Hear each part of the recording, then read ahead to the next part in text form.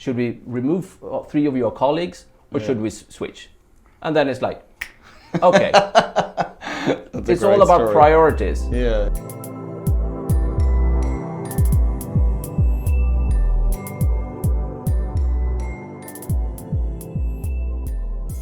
Hi everybody, Fintan here from Damson Cloud.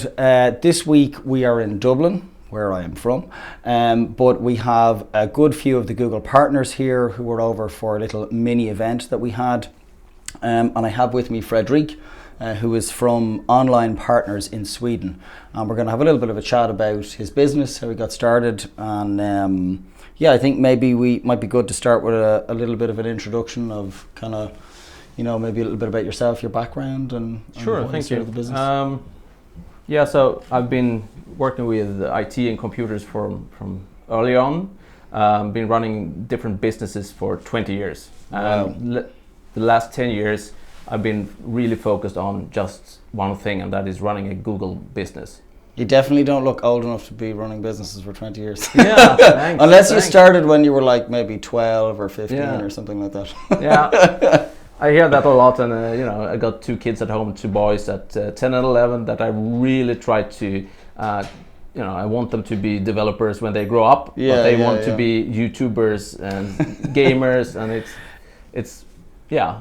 It's weird. It's become like the new cool thing, hasn't it? Like when we were kids, what was the cool thing to be? I don't know, like maybe an astronaut or something. Police officer. Yeah. Astronaut, something like Green that. Beret. Yeah. Whereas now it's like the YouTuber is actually become a job that kids want. You know, it's really strange. And they were asking me like, hey, can you help me set up Twitch for gaming streaming? And I was like, yeah, but you have no one watching. So what's the purpose? Yeah, they don't care though. They don't care. My son was the same. He's 11 as well, and he was asking me to set up a streaming thing where he could record stuff and be talking over it, and you know, have a little channel.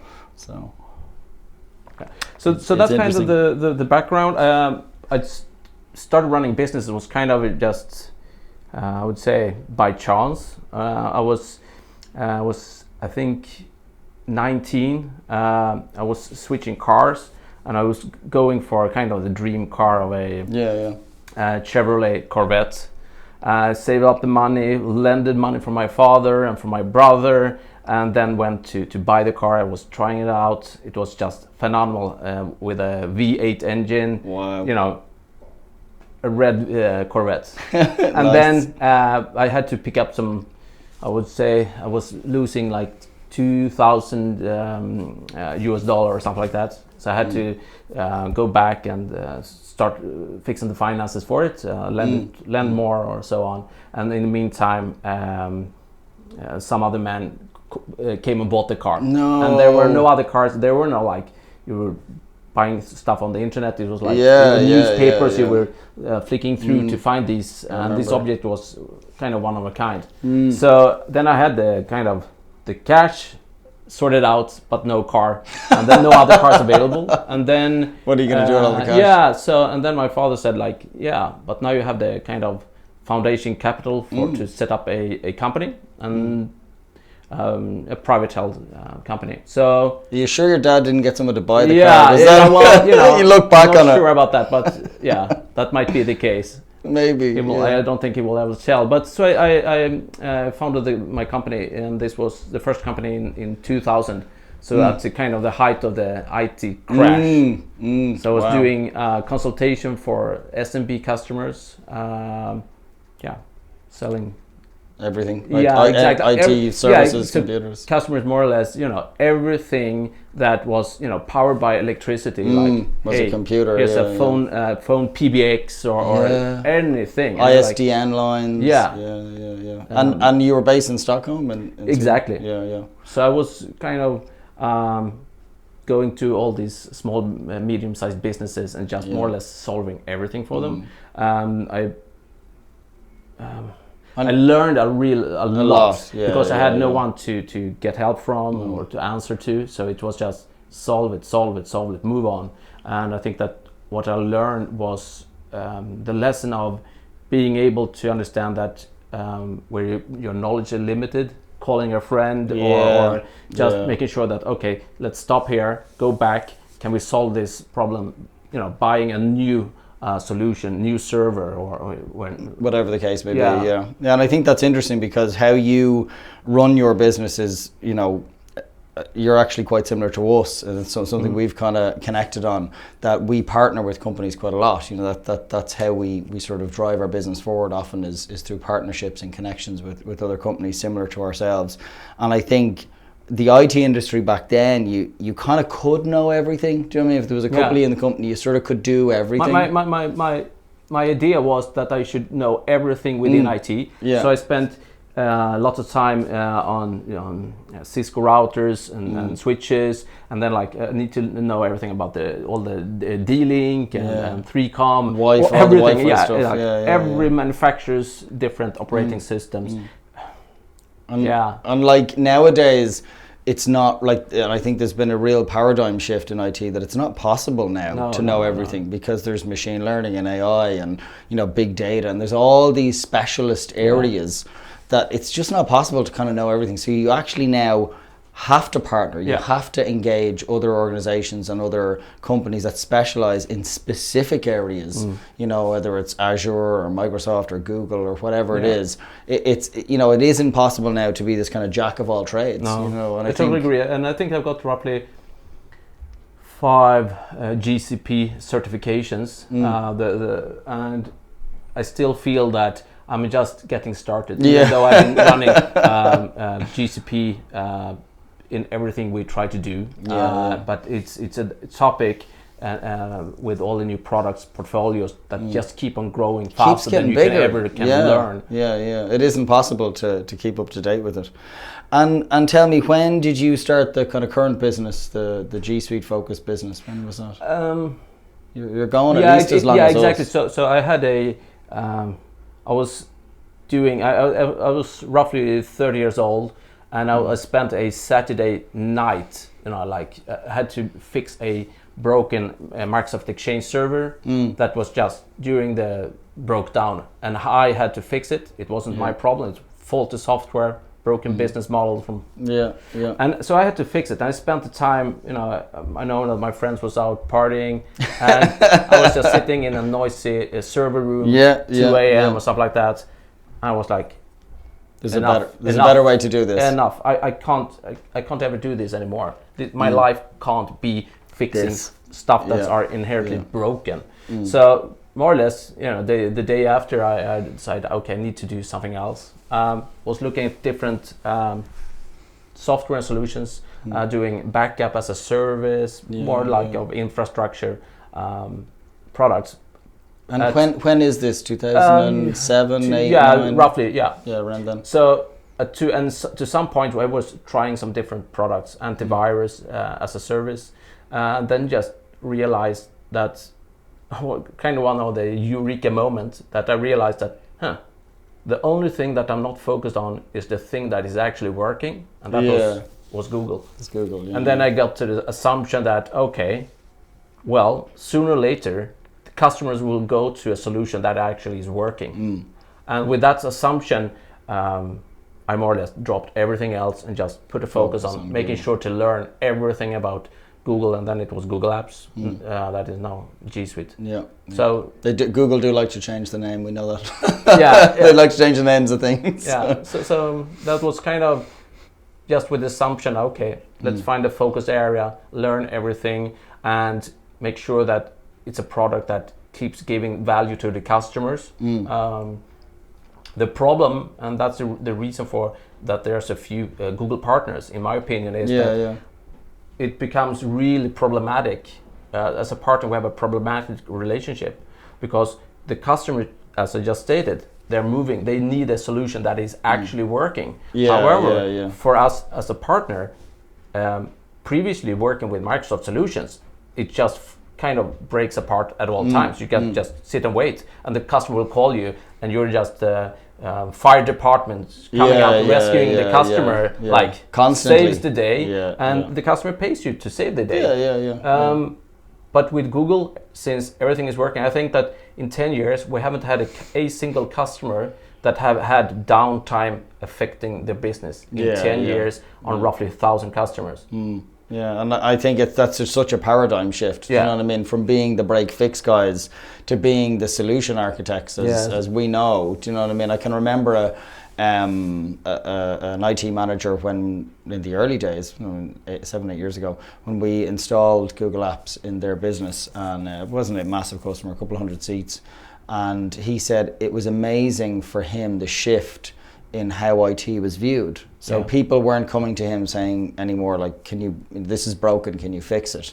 They were coming to him and saying, oh, I heard you helped John in the marketing department, change how he worked with Google Forms. Can you help me with this particular challenge I have? And I think that's kind of what you're saying, that we're not the fire department anymore. So what are we? And so exactly. And I think that the problem is how do you, as a partner, how do you make money if you come from something that you're the fire department? It's a very easy model. You sell hours to assist someone with a problem. But we now need to really focus on redefine what value do we provide, and I think that is something that's we've been struggling with trying to find, and as Google keep changing and growing, it becomes even more stable, even more value to the customer. So we need to reinvent ourselves constantly. I think there is a lot of reinvention in our space in general in IT, but I think definitely when you're at the forefront of it, you're having to constantly keep in front of the wave, because it's just it is just one of those things. What do you find the biggest challenge is for you as a Google partner? What's some of the major challenges that you find, maybe as opposed to being a Microsoft partner? What's sort of a differentiator there in terms of challenges as a business? That's a really tough question. Well, I mean, like, is it around things like the fact that the product is like less well known, or is it? That certainly is one of the topics. The main problem is that people default to Microsoft because they don't know the alternatives. They don't spend the time investigating alternatives. It's almost a monopoly that we're trying to break in one sense. Not quite. Yeah, but you know what I mean. But that sort of, when you kind of scratch the surface, we don't find Microsoft customers that are happy. No, they are just there. They're just using it. So they're making no transformations. They're still using the same way that you were doing back in Outlook 97. Same method. You have your desktop. It's a Windows version, whatever it is, and then you have a software stack on top of it, and break, fix. And it's just amazing. I was having a conversation the other day, and they were discussing setting up a telephone conference call, and they had issues just getting in there. I know. And I actually only just had that before we were doing this, because I have a customer who we haven't moved over to Google yet, and they're using Skype for business, and I was joining, and I think it is that when you're joining from a Microsoft device and it's all up to date and whatever, it's fine. But I was on a Mac, and the web app didn't work, and I tried to join Microsoft Link, and that didn't work. Eventually I had to download something and update it. It was literally 20 minutes before I actually managed to join the meeting. Luckily everybody else was late, so it was fine. But that sort of thing, that idea that technology gets out of the way, we're used to that. I think it was Steve Jobs that said that, like, the best technology sort of gets out of the way and just sort of does what it's supposed to. You almost don't notice it. I try to. I've got a story that I'm trying to tell to when I meet with IT managers or CEOs, and that is, I start asking them, "Do you need Microsoft Excel?" Yeah. Do everyone need it? Yeah. No. Okay. So what's the consequence of it that you need? You need to run Excel. Well, then you should be running, the full Office suite, or that's kind of at least how they are perceived to buying it. So they buy the full suite, and they get so much software that they don't use, and they pay for them. And then you have the operating system. What's the consequences? Well, you should be running Windows 10. It should be patched. It should be connected to an Active Directory. And then, then you need software to package management software to manage it. You need it just keep on growing. And then it's a domino effect. and then you isn't it? need, okay, well, you need an actor directors to facilitate. Oh, and it should be redundant if you're working with Microsoft best practice, and it just keeps on rolling. So in my view, it's like an iceberg, and then you get back, and I tell the customer, okay, you can shake and get rid of this full iceberg because that's your IT budget. It's the iceberg of it's the whole thing. Costs. So if you can just make the decision that you don't want to carry around the iceberg, well, at least change directions, change strategy. And then I say, well, the strategy should be that it should be web-based services. So HTML5 and as should be the core of delivering IT services. And then you can start looking at from a different point of view. Okay, what's the requirement? You should have a web browser. Okay, which web browser do you prefer? Okay, Chrome. Good. Let's continue. Well, you can always change browser later on. Your strategy is still relevant. Web-based. Moving even further, then it doesn't matter which operating system. Okay, you want to run a Mac, PC, or a Chromebook. Well, it doesn't matter. So you start losing up the stack. The iceberg starts to melt a little down bit. and down to the small, small parts. And it's interesting because we've had customers who've come from a very Microsoft background and sort of changed over the years towards Google. And recently we had actually almost the whole IT team shift from one company to another. One or two guys moved over, the senior guys, and kind of brought the other people with them. And they're now going into this company full Google because that's what they've done in the previous business. And they're not doing any AD, they're doing cloud identity, they're doing Google Drive, they're doing advanced sheets training and data studios so that people will absolutely leave Excel alone. I'm looking actually after our little event yesterday, looking at maybe SheetGo might be an interesting solution for them for pulling data from places. So I think when you have a company or you have people who get it, it's so much easier. Do you know what I mean? You can really start to break apart, as you say, the iceberg. And it's about changing your state of mind to start challenging how you've been doing.